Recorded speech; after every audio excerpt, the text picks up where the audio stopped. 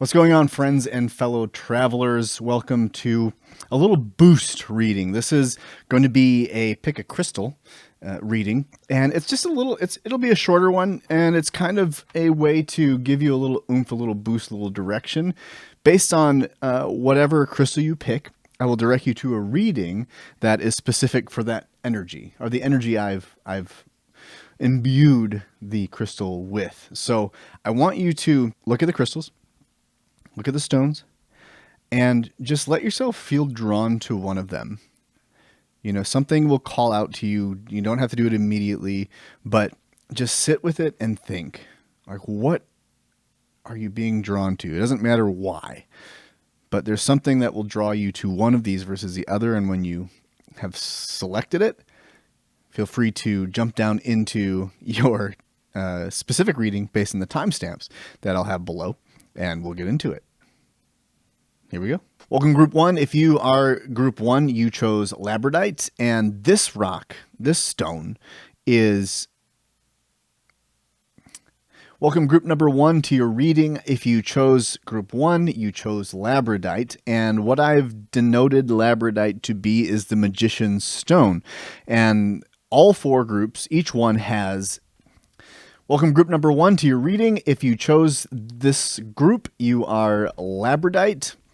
Welcome, Group number 1. If you chose Group number 1, you chose labradite. Now, the point of this reading, each stone, each crystal represents an archetypal energy from the Jungian archetypes. So the king, queen, royal, the magician, the lover, and the warrior. In this case, labradite is, for me, the Magician's Stone. And one of the reasons I've chosen this as a Magician's Stone is there's little secrets. You can kind of see at the bottom there, there's a flashing. There's a different color within. There's like little secrets right there that it's more than what meets the eye. And the magician is very much the spiritual figurehead of the archetypes. So this is spiritual development. This is knowledge building. This is wisdom. So each one of these houses is going to be a focus for you in the upcoming days and the weeks. And a reading for the Magician House, for you specifically, is what you were drawn to. So I'm going to do a quick reading about the Magician House, about your Magician House, and some things you need to consider as you go forth. So without further ado, let's go and do it. All right, I'm going to shuffle the cards. And we are going to get to find out where you're at mentally, where you're at spiritually right now, or where you need to be. And now we're going to do two action cards. And this is going to be kind of, what action you need to take, what the result will be, what actions you need to take, what the results will be. It's kind of a mystery at this point, and we won't know until we turn them over. So, it looks like you got another card. So we'll put that as another bridge card here. So, wasn't expecting that, so I'll have to reorient. Okay, so here we go. First, let's look at where your mental space is at. Well, that's so funny. Okay, yeah,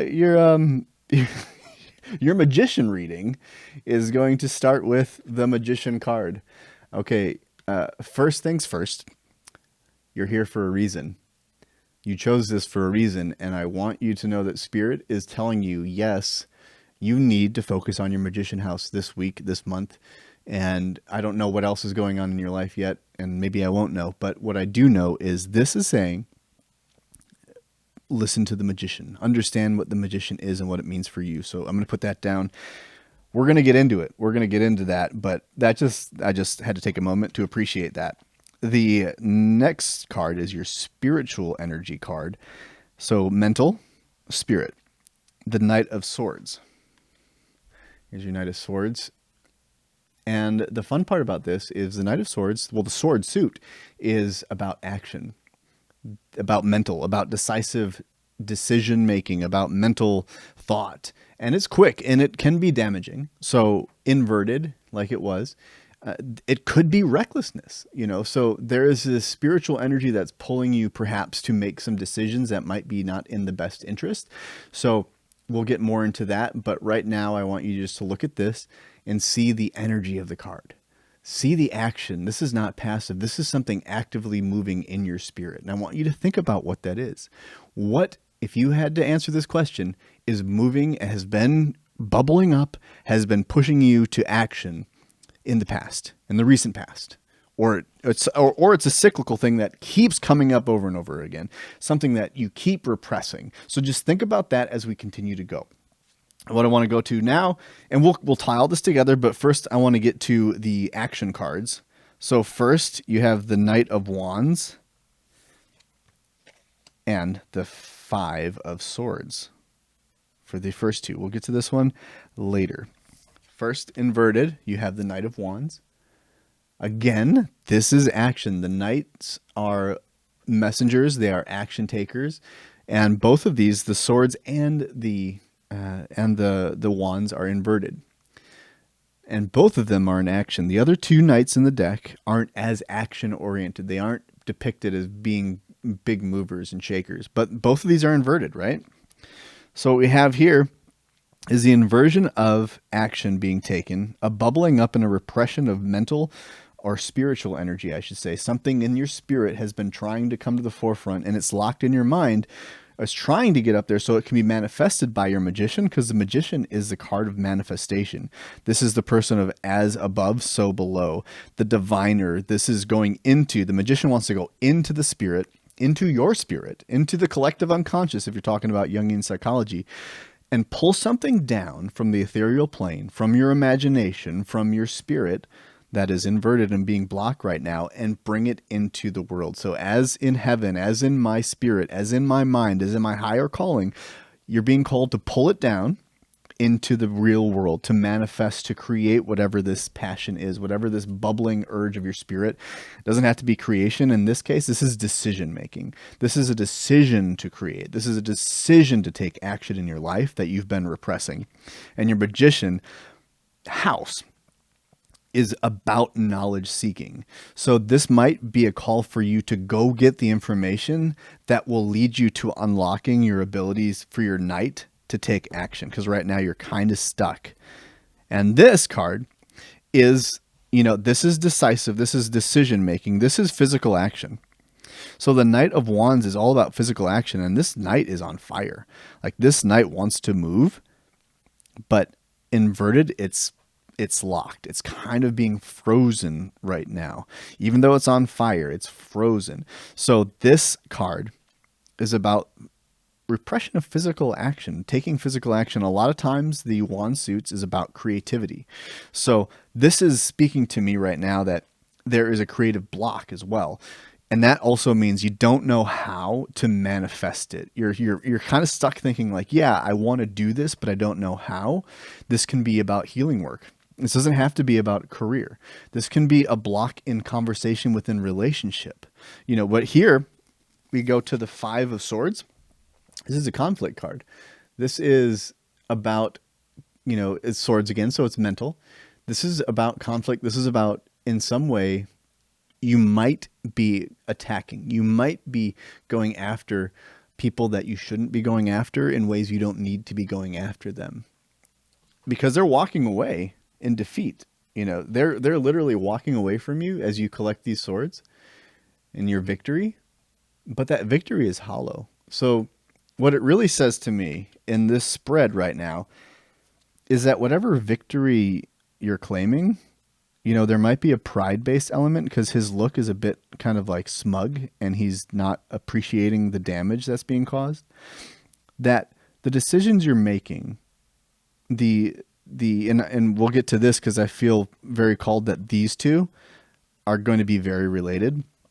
But right now there is a way you're going about doing things that isn't for the highest good. And it seems like it is the decision-making aspect that is not leading to your highest good, because there is damage either to yourself. These two people might not be physical relationships in your life. They might be parts of yourself. That's the higher message that I'm getting based on this. And this is your highest good. This is where your mental needs to be. This is the magician deck. Like, this is the magician stone that you picked. This is your highest self right now. This is where you need your energy to go. And this is mental clarity. This is knowledge seeking. This is spiritual enlightenment. This is control. This is defeat. This is you cutting away bits of your personality and bits of your drive. These things right here might be those two cards. These two people might be these two cards. Your ability to take action on a decision you made or a decision you're trying to make, as well as your creative expression of it. You physically taking action. So thinking and physically acting is locked. And I think that might be the two people that are defeated here. You're self-defeating right now, the way your mental landscape is going. But here's your highest good. Remember that. You are a manifester. You are powerful.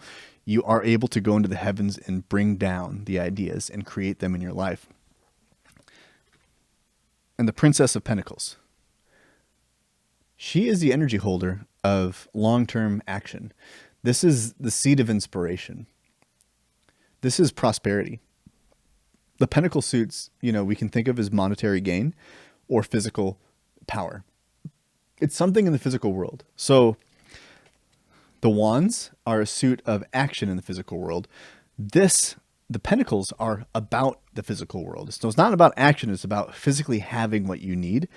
And so when I was saying that these two, I felt a connection, I feel as though because this wasn't supposed to be here, this card was a flyer. I was only going to draw 4 cards, but this 5th one came out because there was a message. And what the message is to me is this becomes the bridge between these two. Now it's the connector.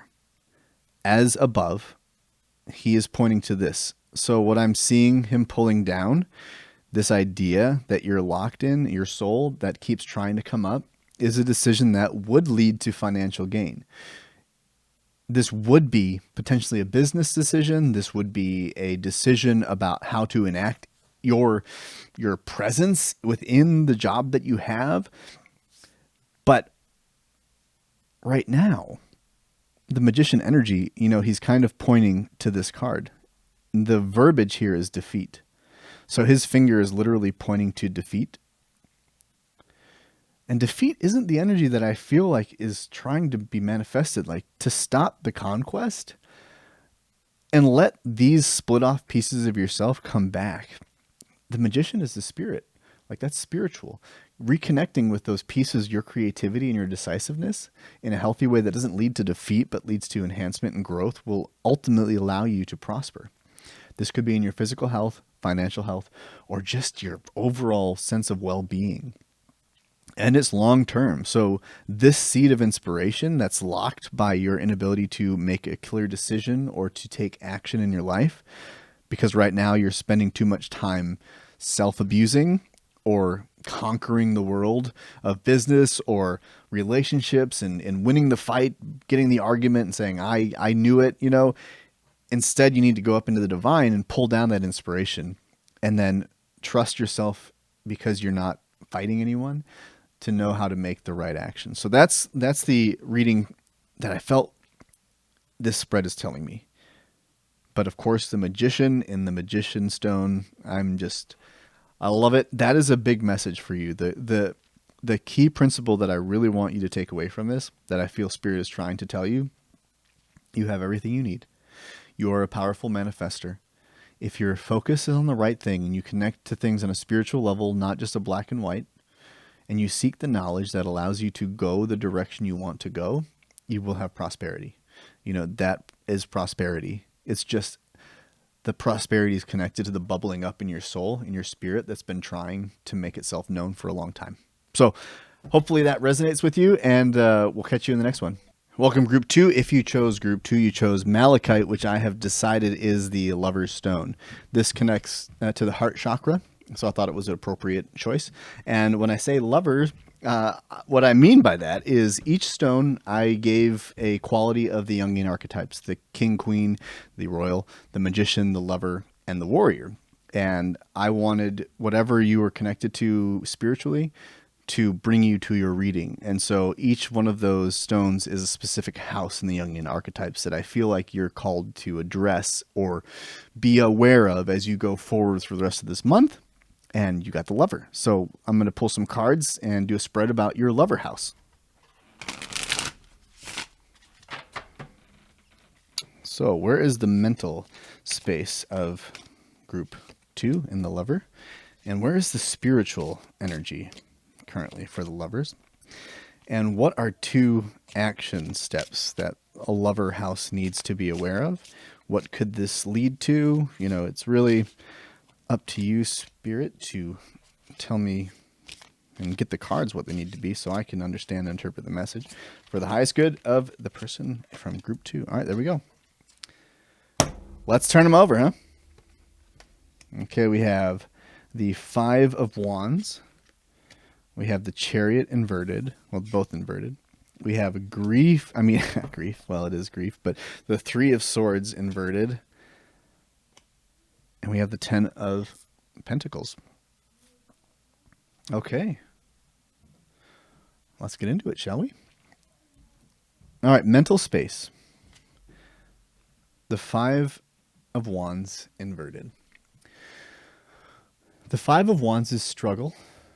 I mean, there's a lot of energy in this, a struggle in the physical world.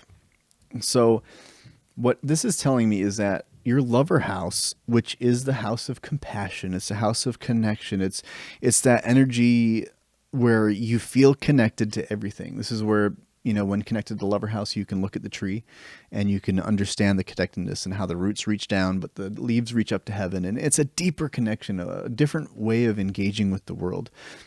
But what I see in your mental space right now is that lover energy is thinking about the fight. It's thinking about the conflict in a way that is all consuming to you right now. It's burning you. It's burning your ability to love in a healthy way. This could be leading you to coping mechanisms and those discomfort things that, you know, give you false comfort. But really the key in that one is your mind is consumed with things that aren't love. They're consumed with being liked by other people, or, you know, analyzing and trying to mind read and interpret what the other person or people were thinking when they did the thing. And that is locking you to taking action in your life. So I want to jump down to what your spirit is saying, and it mirrors that in a sense. The Chariot inverted. The Chariot is an action card. This is about moving forward on something and somewhere in life. And it's not upright. Like being inverted, it means that you're locked. You're not able to take action. So your spirit is kind of suppressed. And what I feel really deeply here is that your soul is suppressed because as a lover, if your mind is wrapped up in whatever conflict, whatever mind reading, whatever issue is preventing you from connecting in any kind of real depth, you're cut off here. Everything is dead below the neck. You're stuck up here. And a lover doesn't live up here. A lover lives in the heart. And yeah, a lover can be overly connected to the heart. But that's the home of the lover, is in the heart. And right now you are stuck in your head, or you will become stuck because there's going to be a fight. There's going to be a conflict that just eats you up and sucks all of your energy up, and it's going to deplete you to take any kind of action.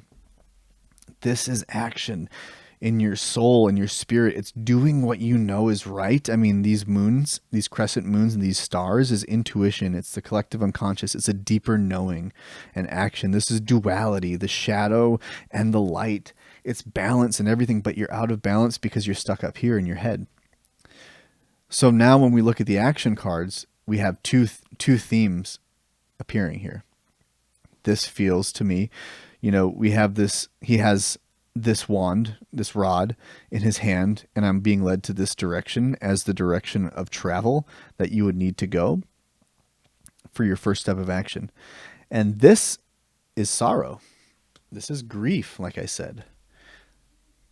This is the 3 of Swords, and it is also inverted. What I'm feeling that you're being led to is you're refusing grief. You're refusing sorrow. You're refusing to accept that something has hurt you. And it wasn't right. It might not have been fair, but it did happen. And because it happened, you have to grieve it. Okay? That's just the way it goes. I mean, this heart, if you look at it, if you can see it, has been hurt before. This isn't a pure heart that has been damaged once. There's 3 swords in it, and there's all these scars all around it because you've been here before. You've been hurt. But maybe you've been hurt so many times, maybe you've been through this enough that you just don't want to deal with it anymore. You don't want to continue to go through this cycle. And so your action is taken away from you.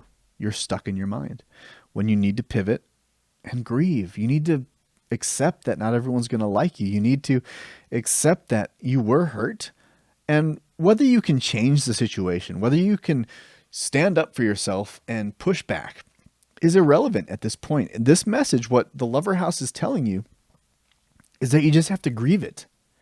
At this point, you have to grieve it. You have to sit alone. You have to move into your soul. Don't be up here. Move in here. Invert this. And the action you need to take is right here. Grieve. And when you're done with that, we have this other card. We have the Wealth card. And I know I said action, but this is what the outcome is. The outcome is the 10 of Pentacles. Now, the interesting thing about 10 is it's the completion of a cycle, right? I mean, maybe you don't know that, but 10s are the completion of a cycle and the beginning of a new one. So this is taking a moment and seeing the success. So maybe you're not here yet. I don't think you are. But this is where you're going. If you do this, if you grieve, you'll end up here. And Pentacles are also long term. Like, this isn't a quick thing. This is a shift. So your Lover House in the upcoming days and weeks is calling you to let the fight go, to let the conflict stop being in here, consuming all of your thoughts, go down to your heart and feel the sorrow, feel the pain of that. And then if you do so, you're going to open up the gates to complete a journey. And that journey might be emotional health. I mean, this is physical. Yeah, the Pentacles are a physical suit, but the message I'm getting is that your key to long-term happiness is in your understanding of the ability to go from your head to your heart and then grieve it. It's happened to you. It's going to happen again. But to shut off your heart, to close off your Lover House, will disconnect you from everyone around yourself. But if you unlock it and learn how to sit with it, you have wealth coming your way. I think this is wealth in relationship above all. I don't really read Pentacles as you're going to get money, like you just get weight, you're winning the lottery. This to me means physical connection, emotional relationships that will hold you and be with you for the long haul. Like, you'll be walking with these people, but you'll sit here in peace. And that's what I see for you. So hopefully there was something in that resonates with you and that you can unlock your Lover House, because it's a powerful house. It's one of my favorite house. It's where I live a lot of the time. So, there you go. And we'll see you in the next one.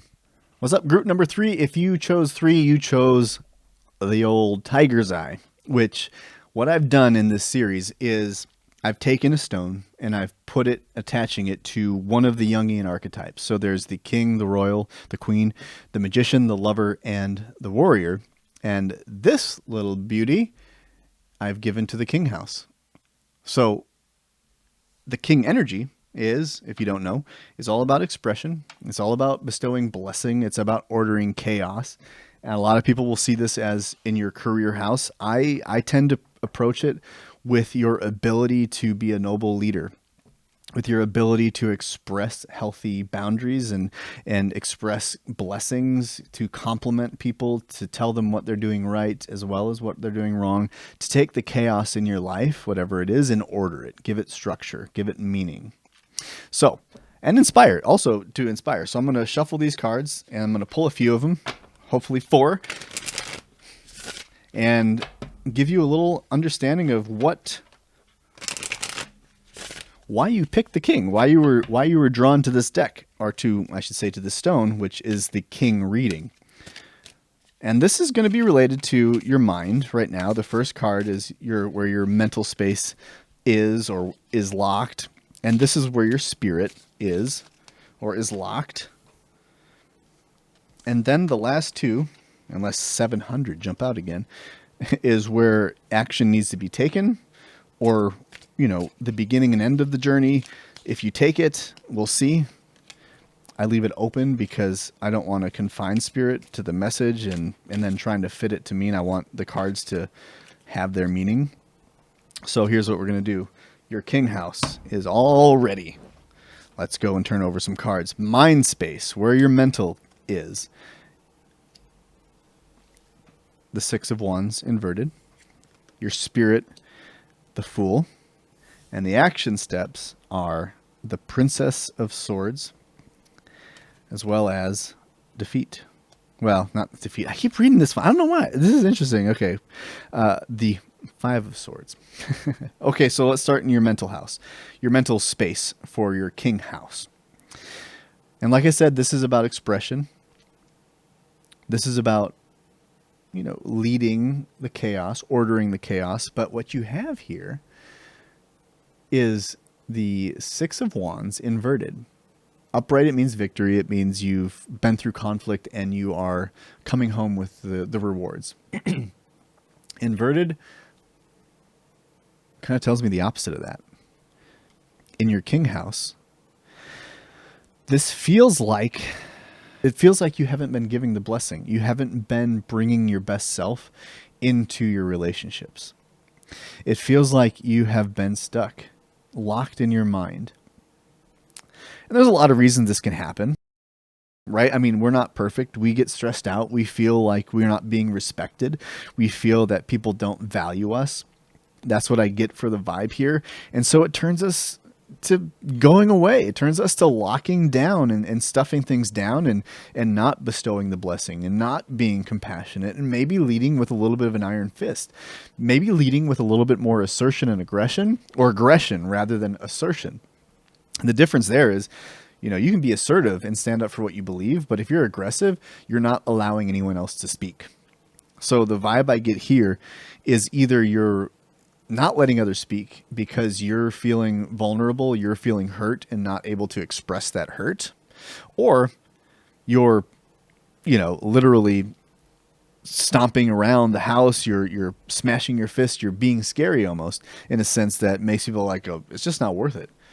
So there is a way you're moving about in life right now in your king house, in your expression and in your ordering of chaos that's not resolving the chaos. There's all these people that are kind of blurry and they're watching you and they would be celebrating you, but because of your mental space and the way you're expressing yourself or not expressing yourself is leading them to kind of feel just a little bit uncertain, a little bit unsteady. So the call here is to change that in a sense that you need to find ways to express yourself. And in your spirit, you have the Fool, which is new adventure. This being in the spirit card, it tells me that there is literally something new you need to try.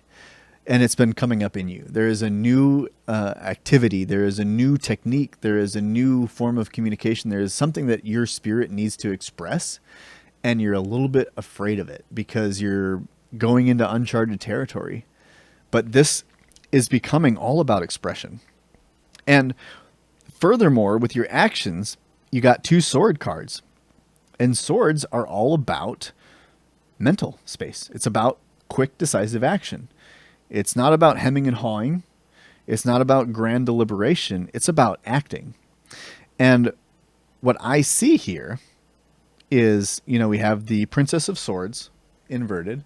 She is the energy holder of decisive action. This is creative inspiration. This is, just an idea that is going to cut through the fog. It's going to cut through all of the confusion and give you a move if it was upright. It's inverted. So there is this insecurity that surrounds this card that when the idea comes or has been coming, you've been pushing it away because you're a little bit afraid of what it means to take action, to take that specific action.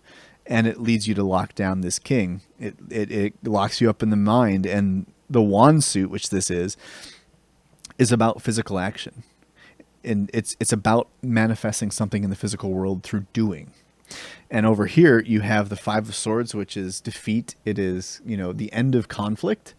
But the smugness of the man's face can lead you to believe, the message is, hey, are you winning the right fights? Are you fighting for the right reason? And what I'm seeing in this spread is, how these are two locked. There's a moment of inspiration. There's an idea. There's something that you're doing wrong, that isn't your highest self, and it needs to shift, but you don't know how to shift it. But there's also this call to adventure, this wildness in you that's saying, take action. And that action might be that you have to defeat something. There is a very real defeat that needs to occur, but it's not in beating someone. It's in conquering yourself. It's in cutting away the coping mechanisms that maybe you've been indulging in that have prevented you from having to deal with the real conflict. This also could be defeating the mental voice, the inner critic that says you can't do it because if you change, your world will be too different and you won't be able to survive it. So keep things the way they are. So no victory, no loss. That's where I feel like you are right now in your king house, in your expression, in your career, in your risk taking, like all of that stuff. You're not giving compliments. You're not blessing people because no victory, no failure, no defeat. You're not risking it. You're staying the same, because to risk victory is to also open yourself up to failure. And that's a really scary thing. So that's what I'm seeing for your king house in the coming weeks here.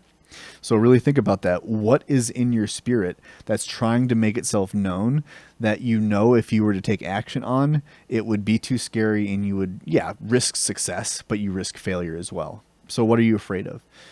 And then see what that means in how your mind is manifesting the block, because your mind is producing a block that prevents you from taking the journey, whatever that is. So hopefully that was helpful, and I'll see you in the next one. All right, group 4. If you chose this, you chose the Bloodstone, which I have decided is the Warrior Stone. I mean, Bloodstone, it makes sense. I mean, there's blood in it, right? Yeah, rock and roll blood. And it's not really blood, but anyway, it's the Warrior Stone. And what I mean by warrior is I'm doing a reading based on the Jungian archetypes, the king, royal, queen, the magician, the lover, and the warrior.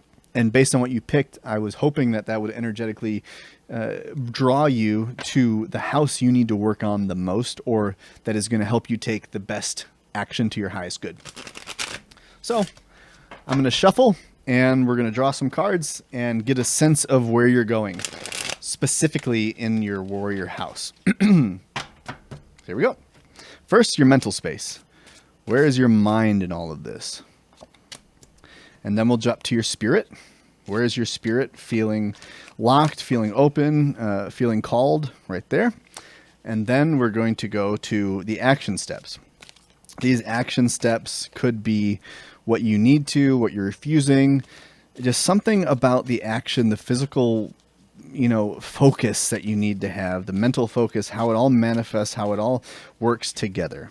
So there we go. Now let's flip them. In your mind, death. In your spirit, justice. And the action steps are temperance and the Queen of Swords. Okay. Warriors. This is an interesting spread. First up, death. Your mind is in a state of recognizing something needs to die. That there is a belief, there is a way you're acting, there is a way you're not acting that needs to die. As much as we think about getting rid of the things that don't serve us, there is also this message coming through to me that you're not doing the things that you need to do, and you're very well aware of it. And so in recognizing that there's things you're not doing that you need to start doing, you do have to recognize the things that you are doing that need to stop. So there's a mental turmoil. There is actual, I think, moments of depression in you that what you need to do is ask yourself, and the justice card in your spirit is what's telling me to do this. Justice is blind. It's not emotional. You need to weigh it. You need to weigh when that depression comes. You need to ask yourself unemotionally, what am I doing or what that needs to stop, or what am I not doing that needs to start? Find that balance. Okay. So to do so, you'll be led to these two cards. So like I said, depression. This is a card that says what needs to die. Your soul and your spirit is going to be that thing that allows you to take action, because warriors are all about decisive action. They're about checklists. They're about, like, just tell me what to do and I'll go do it. Okay. So that's what you're needing right now. And that message to me is, what in your mind, what in your physical world is causing you to suffer that needs to be weighed and measured and unemotional. This is the facts. I'm depressed. I am anxious. What do I need to change? I'm anxious. What am I trying to control that I can't control? What can I control? I'm depressed. What am I doing that I need to stop doing? What am I not doing that I need to start? Because we are not acting as ourselves in those moments. So do that justice. Be objective when you're doing this. And the two action cards, Temperance and the Queen of Swords. The Temperance card is about balance. It's about moderation. And so what I'm seeing here is you need to get real with yourself and realize that you might be in an addicted mindset. You might be going too deep into something that you shouldn't be going into, or it could be that you aren't going deep enough into something, because in the back, there's right my finger here, there's a little crown on the horizon, which is like the kingdom, but you have to go through a lot of things to get there. So to get to that kingdom, you have to go through this process, and then it'll be yours. And the thing that you see here is she has a sword in this hand. The Queen of Swords is over here, so it's almost like she's pointing to this and handing the sword off to the Queen of Swords. And the intense thing about this card is, for a warrior, you can see some stuff. This is quick, decisive action. This is very warrior energy. This is mental, decisive action. And if you can see it, I don't know if you can, in her one hand is a severed head. So the message I'm getting for you is you're about to go to war. And that war is internal. That war is cutting off the head of whoever you're being that you're not supposed to be, that isn't true to yourself and your highest good. Or realizing that you're not being who you need to be. You need to look at this as a call to let go and let die those things that do not serve you.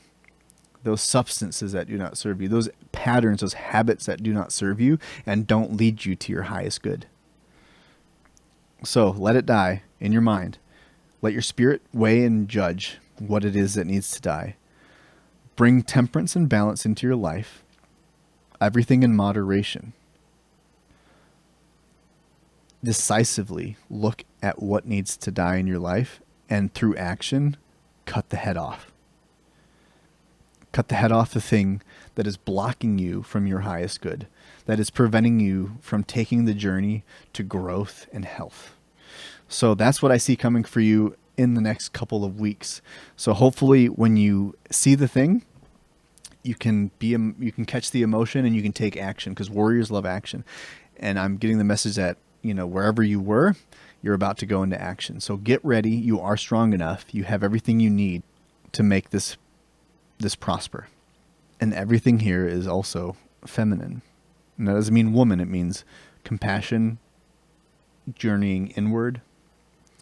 This isn't about the decisive action and controlling the world around you. It's about your inner world. So you're going to war in your inner world so that you can move forward in health and in purpose and as your highest self in the physical world. So hopefully that was helpful, and we'll catch you in the next one.